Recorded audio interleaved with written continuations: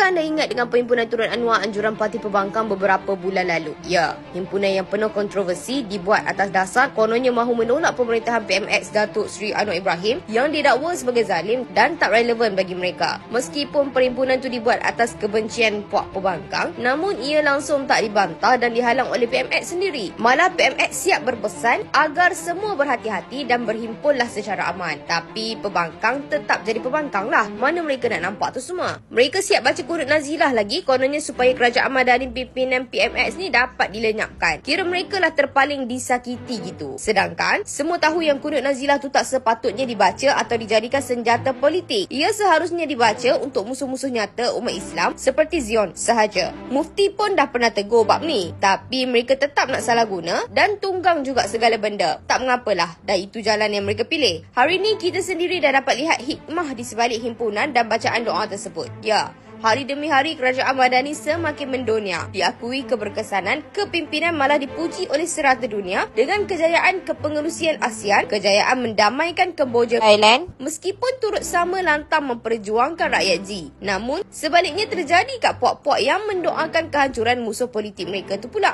Lepas satu berita perpecahan dalam kalangan mereka semakin tersingkap. Perebutan kuasa dari dalam kalangan gabungan Perikatan Nasional PN antara PAS dan Bersatu semakin tegang hari demi hari. Masakan tidak, pengerusi PN Si Muhyiddin Yassin dengan selamba membelakangkan PAS bila mana dia buat perjumpaan dan mengadakan kerjasama dengan P. Waitamurti, iaitu Ketua kepada Hindu Rights Action Force atau HINRAF, dan juga P. Ramasamy yang pernah menjawat jawatan timbalan Ketua Menteri Pulau Pinang baru-baru ni. Kononnya nak tarik pengundi India lah kot. Tapi ia sesuatu yang tidak disenangi. Terbaru ni, Muhyiddin juga telah melucutkan jawatan pengerusi PN Pahang, Si Saifuddin Abdullah. Selepas beberapa hari MP Indra Mahkota tu buat kenyataan yang mendesak Presiden Parti Pribumi Bersatu tu agar letak jawatan secara terhormat. Tapi tup-tup dia pula yang diturunkan secara hormat oleh Mr. Presiden. Begitu juga dengan pengerusi PN Perlis yang menerima nasib sama sebabnya terpalit dengan beberapa skandal hina Raja Perlis, manakala anaknya pula ada kes sakau di mahkamah kerana sakau kontrak kerajaan negeri. Hari ini dia diturunkan dari jawatan pengerusi PN Perlis, juga bakal mengulangi rekod MB sepenggal oleh besannya, iaitu Presiden PAS yang pernah menjadi MB sepenggal di Terengganu. Nampak gayanya PN akan berpecah sebelum PRU16 lah kot. Semua gabungan politik yang PAS sertai pecah belaka. Tak begitu?